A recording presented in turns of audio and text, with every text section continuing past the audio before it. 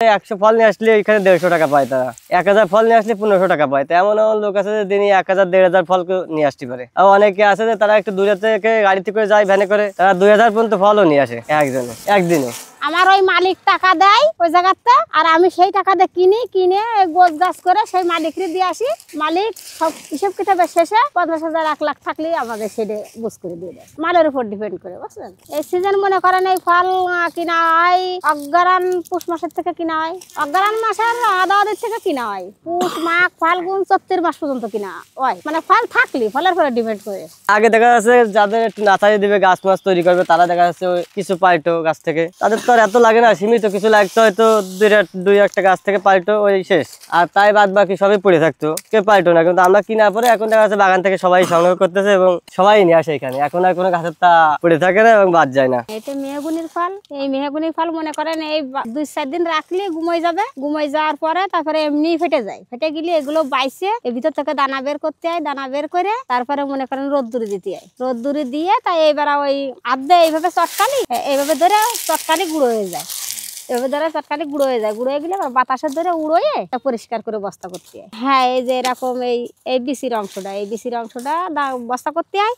আর এইগুলো নষ্ট হয়ে যায়, এগুলো মাঠে পড়ে থাকে। এটা ইন্ডিয়া চলে যায়, এর ভিতরে মুসাটা আছে বিচিটা, এই দুইটা ইন্ডিয়া চলে যায়। ইন্ডিয়া যে ওখানে দেখা যাচ্ছে বিভিন্ন রকমের যে ন্যাচারাল যে কীটনাশক গুলো আছে ভুঁইতে ব্যবহার করে, বিভিন্ন রকমের কীটনাশক কেমিক্যাল এগুলো তৈরি হয়।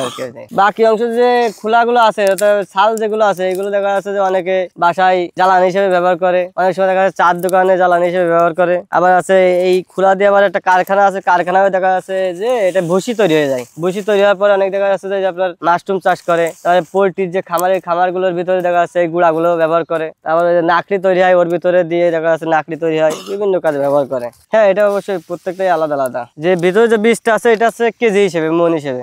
আর এই যে দেখা যাচ্ছে ভিতরে যে মুসাটা আছে, এই মুসাটাও আছে পিস হিসেবে এটা, আর খোলাটা আছে মন হিসেবে। বীজটাই দামি বেশি।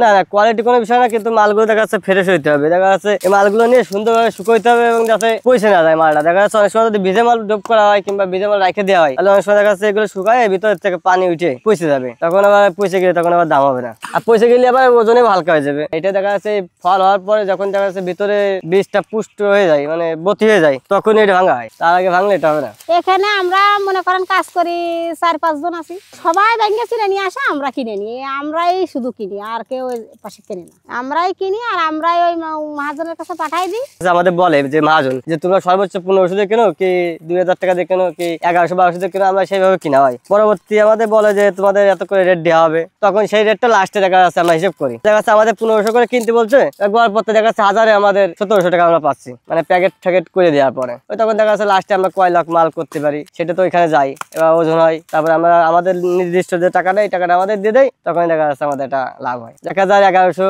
1200, 1000। আর এই বছর 1500 টাকা 1000 কিনতেছি, সেই তুলনায় আর বছরের তুলনায় এই বছর দামও একটু বেশি দেবে আমাদের। যে চাহিদা বাড়তেছে, মানে এই বছর তো মাল কম, আপনার মাল কম হলে তো দেখা যাচ্ছে চাহিদা তো লাগবেই। ফলন কম বেশি দেখা যাচ্ছে বৃষ্টিপাত যখন বেশি হয়, যখন দেখা যাচ্ছে প্রচুর আকারে বৃষ্টিপাত হয়, তারপরে দেখা যাচ্ছে ঝড় হয়, তখন ওই বৃষ্টিগুলো মানে ফুলগুলো পচে যায় গাছ থেকেই, আর গাছ থেকে পচে গেলে তখন ফলন কম হয়ে যাবে।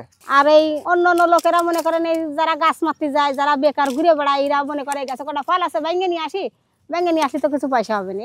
এই এখন মনে করেন 2টো ফল কোনো টাকা পড়ে থাকলে খামারে নিয়ে চলে আসে, 2টো ফলের দাম 3 টাকা।